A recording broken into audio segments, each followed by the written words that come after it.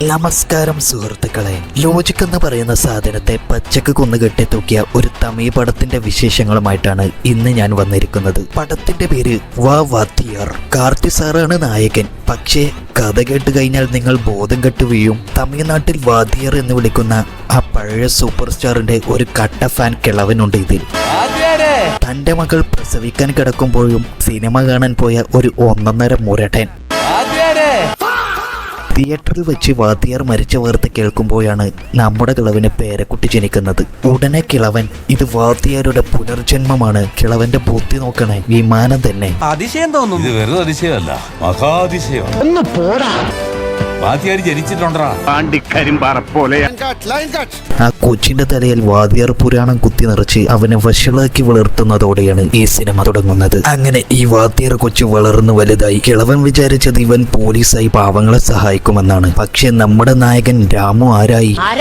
നാട്ടുകാരുടെ അണ്ടർവെയർ വരെ അടിച്ചുകൊണ്ട് പോകുന്ന കൈക്കൂലി വീരൻ. ഇതിനു മുമ്പ് ഒരു സീനുണ്ട്. കൊച്ചായിരിക്കുമ്പോൾ ഇവനൊരു ലോട്ടറി അടിക്കുന്നു, അതും 2ാം സമ്മാനം. കിളവന് ഇതറിഞ്ഞപ്പോൾ പറയുകയാണ്, വാദിയാർ ഇങ്ങനെ ചെയ്യാൻ പാടില്ല. വാദിയാർ നന്മയുള്ളവനാണ്, പാവങ്ങളെ സഹായിക്കുന്നവനാണ്. അല്ല, ഞാനൊരു കാര്യം ചോദിക്കട്ടെ, വാദിയാർ അങ്ങനെ ചെയ്തു ഇങ്ങനെ ചെയ്തു എന്ന് പറയാതെ അവന്റെ ഇഷ്ടത്തിനുള്ള കാര്യങ്ങൾ അവൻ ചെയ്യട്ടെ. ഈ കിളവനാരാ? അങ്ങനെ പറയില്ല മോനെ, ഞാനാണ് ഈ സിനിമയുടെ പകുതി സ്റ്റോറിയും.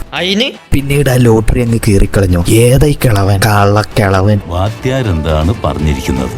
ഫിലിപ്പിന്റെ പറി.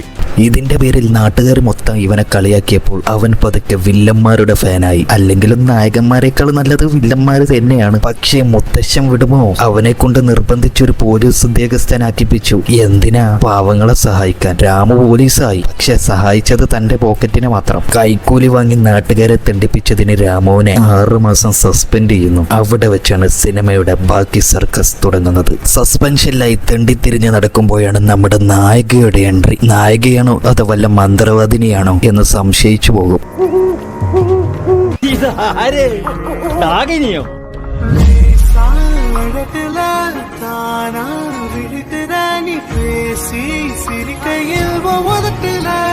സാധനം വളഞ്ഞത് തന്നെ. പുള്ളിക്കാരിക്ക് പ്രേതങ്ങളോട് സംസാരിക്കാനൊക്കെ പറ്റുമത്രേ. മരിച്ചുപോയ ആളുകൾ യൂട്യൂബ് ലൈവിൽ വരുന്നത് പോലെയാണ് ഇതിൽ. ഒരു ആക്സിഡന്റ് നടക്കുന്നു. നായിക ആ മരിച്ചുപോയവന്റെ പ്രേതത്തിനോട് സംസാരിച്ച് അതൊരു കൊലപാതകമാണെന്ന് കണ്ടുപിടിക്കുന്നു. എന്നിട്ട് അതൊരു വീഡിയോ എടുത്ത് യൂട്യൂബിലിടുന്നു. ഇതൊക്കെ ഏത് ലോകത്താണ് നടക്കുന്നതെന്ന് മാത്രം ചോദിക്കരുത്. രാമുവിനാണെങ്കിൽ നായികയെ കണ്ടപ്പോൾ തന്നെ ക്രഷ്. പക്ഷെ നായിക അവനെ മൈൻഡ് പോലും ചെയ്യുന്നില്ല. ഇതൊക്കെ നമ്മൾ ഒരുപാട് സിനിമയിൽ കണ്ടത് തന്നെ. ഇടയ്ക്കെങ്കിലും ഒരു വെറൈറ്റി പിടിക്കടേ. അതെന്താ, ഞങ്ങൾ യൂട്യൂബ് ലൈവിൽ പ്രേതത്തെ കൊണ്ടുവന്നില്ലേ? അതുപോലെ അത് വെറൈറ്റി അല്ലേ? ആ പറഞ്ഞത് ശരിയാണ്. അപ്പൊ ആരും വെറൈറ്റി ഇല്ലെന്ന് പറയരുത്. ഭയങ്കരം തന്നെ. ഇനി വരുന്നു ക്ലൈമാക്സിനോടടുത്ത വമ്പൻ ട്വിസ്റ്റ്. നമ്മുടെ പഴയ വാദിയാർ കിളവൻ മരിക്കുന്നു. മരിക്കുന്നതിന് തൊട്ടു മുമ്പ് ഇവൻ കൈക്കൂലി വീരനാണെന്ന് കിളവൻ അറിയുന്നു. ആ വിഷമത്തിൽ കിളവൻ തട്ടിപ്പോകുന്നു. പക്ഷെ പോയിട്ടില്ല.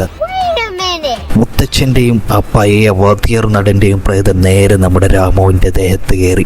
ഈ കിളവനാണെങ്കിൽ മരിക്കോളം രാമുവിന് ഒരു സമാധാനം കൊടുത്തിട്ടില്ല. മരിച്ചു കഴിഞ്ഞപ്പോയെങ്കിലും ചേക്കൻ ഒരു കൈക്കൂലി വീരനായി ജീവിച്ചോട്ടെന്ന് കരുതിയപ്പോ താണ്ടെ പ്രേതമായിട്ട് വന്നേക്കുന്നു പന്ന കിളവൻ. ഈ കിളവന് നന്മയോളിയായി ജീവിക്കണമെങ്കിൽ സ്വന്തം ജീവിച്ചു കാണിച്ചാ പോരെ. എന്തിനാ മറ്റൊരുത്തനെ നന്മയോളിയാക്കാൻ നടക്കുന്നത്? അതെന്താടാ, എന്റെ പേരക്കുട്ടിനെ എനിക്ക് നന്മയോടെയാക്കാൻ പാടില്ലേ? ഒരാളെ നന്നാവാനും സമ്മതിക്കൂല.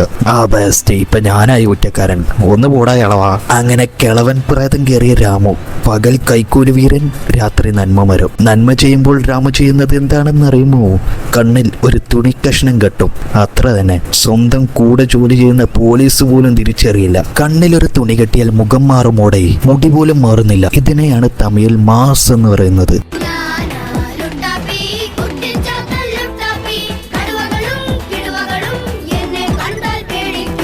നീ എവിടെന്നാണ് വന്ന മരഭൂതമേ?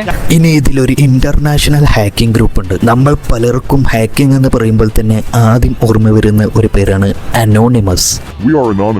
അതേപോലുള്ള മറ്റൊരു ഗ്രൂപ്പാണ് ഇത്. പേര് മഞ്ഞമുഖം. എന്തിനാണെന്ന് അറിയില്ല, മഞ്ഞ മാസ്ക് ഇട്ടുകൊണ്ടാണെന്ന് തോന്നുന്നു. ഗവൺമെന്റ് ചെയ്യുന്ന അനീതികളെ പുറത്തു കൊണ്ടുവരുന്ന ഒരു ടീമാണ് മഞ്ഞമുഖം. ഇനി ഞാനൊരു ടീമിനെ ഉണ്ടാക്കുന്നുണ്ട്. പേര് ചുവപ്പുമുഖം. ചുവപ്പുമുഖത്തിൽ ജോയിൻ ചെയ്യാൻ താല്പര്യമുള്ളവർ താഴെ കമന്റ് ബോക്സിൽ ജോയിൻ എന്ന് ടൈപ്പ് ചെയ്യുക. നമുക്ക് നമുക്കും ഒരുമിച്ച് പോകാം. ഇനി നമുക്ക് വില്ലന്മാരിലോട്ട് വരാം. വില്ലൻ ആരാണെന്ന് വെച്ചാ മൊട്ടത്തലയൻ കട്ടപ്പ. മൊട്ടത്തലയൻ കുട്ടപ്പൻ കൊട്ടയുമായി വരുന്നുണ്ടേ, കൊട്ടയിൽ നിറയെ മുട്ടയുമായി ഓടി നടക്കും കുട്ടപ്പൻ.